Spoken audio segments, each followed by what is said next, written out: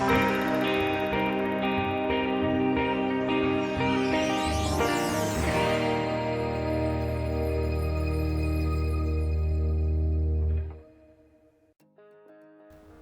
chicos, ¿cómo están? Bienvenidos a otro episodio de Noverse Novels Talk, el espacio donde conversaremos sin mucho protocolo y edición sobre temas relacionados con el mundo del anime, el manga y las novelas.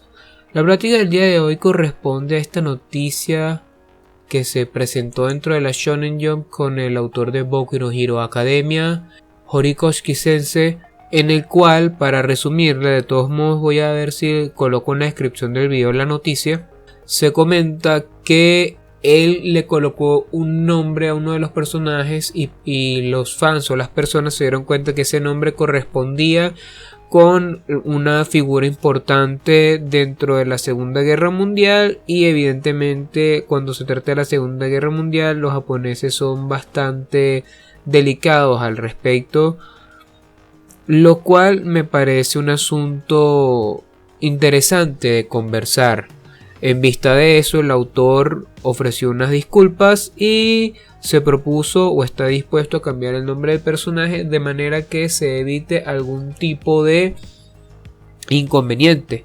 En vista de eso, en algunos países donde se comparte el trabajo de Boku no Hero Academia, se vieron en la necesidad de digamos que pausar la serie o cancelarla en algunos sitios, de manera que esa olla no terminara de estallar, ¿ok? Y aquí es lo que me interesa conversar, el asunto del, no tanto de la historia, no tanto de la noticia, sino el fondo.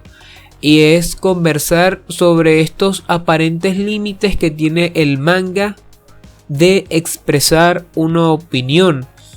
No hay garantía que el autor de Boku no Hero Academia lo haya hecho con un motivo oculto de hacer crítica social, crítica histórica o cultural o como le quieran llamar.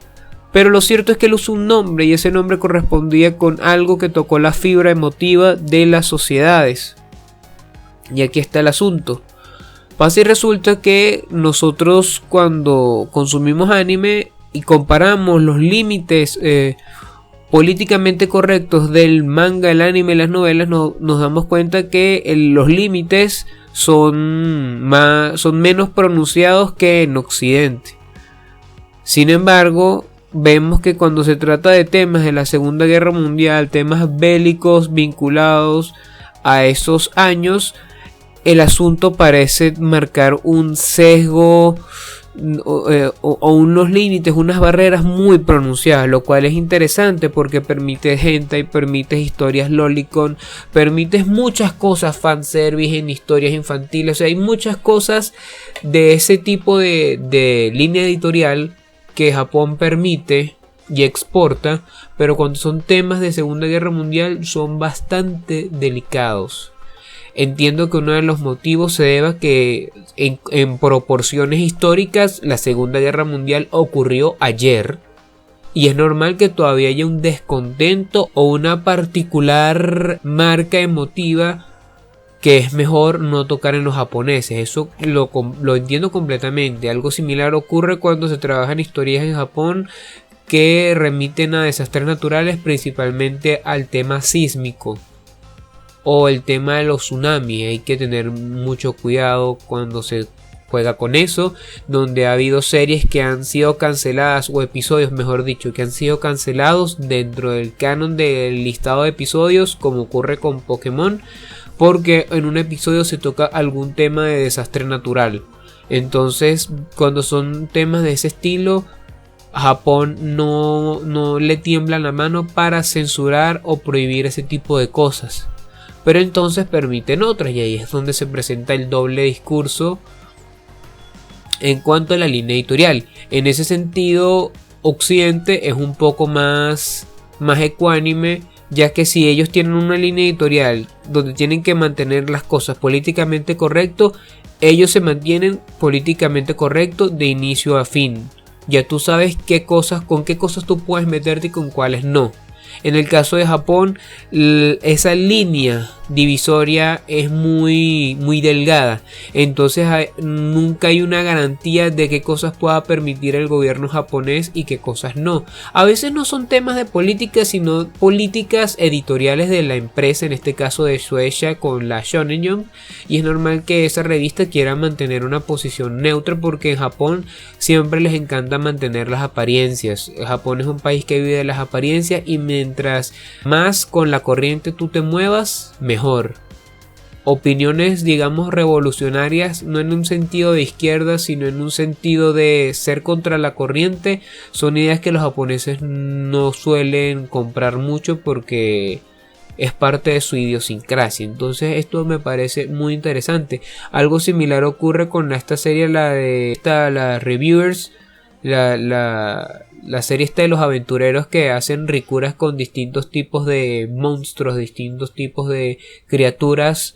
Me parece interesante que se haya ocurrió algo interesante con eso, que de alguna manera se vincula en cuanto a la censura, y es que Funimation la sacó de su plataforma, pero hay otras series que tienen licenciada la serie fuera de Japón que sí la tienen permitida. Entonces el asunto de la línea editorial es interesante porque, como sucede, ahí pareciera dos líneas o distintos niveles de jerarquía para permitir que una serie se mantenga en transmisión. Está el primer nivel, que es el nivel de la línea editorial propia de la revista, propia del sitio, propia de la plataforma, y está el segundo nivel, que es el de la línea editorial de lo políticamente correcto, de cómo lo puede aceptar o lo puede asimilar la sociedad en sí misma.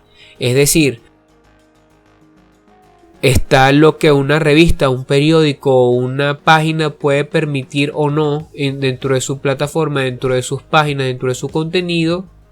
Y está el nivel en el cual, a pesar de que se pueda aprobar algo que una revista, una editorial permita, a lo mejor dentro del imaginario social, una vez que eso ya termina de salir a la luz, no es aceptado. O puede suceder que se retire algo dentro de la línea editorial de una revista, de una empresa, de una plataforma, pero quizás si eso hubiese trascendido a mostrarse al público, quizás el público sí lo hubiese aceptado.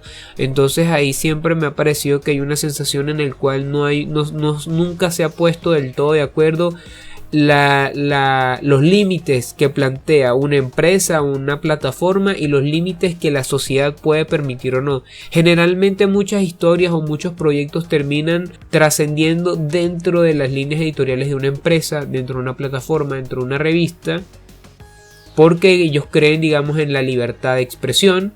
Pero entonces llega el muro de las sociedades a través de redes sociales o por opiniones de padres y representantes en los cuales consideran inapropiado eso, y la serie termina siendo cancelada o destinada a un nicho muy reducido y con pocas posibilidades de ser propagada en publicidades o cosas así. Es lo que suele suceder, en especial con historias sangrientas, con historias eróticas y un largo etcétera. Entonces, bueno, chicos, yo creo que podemos dejarlo hasta aquí porque creo que me he extendido mucho. ¿Qué opinión tienen respecto a Japón y esa línea de lo que se permite y que no? ¿Cómo maneja Japón sus líneas editoriales sobre lo que es permitido y lo que no? Por favor, háganmelo saber en los comentarios. Se les quiere. Un abrazo.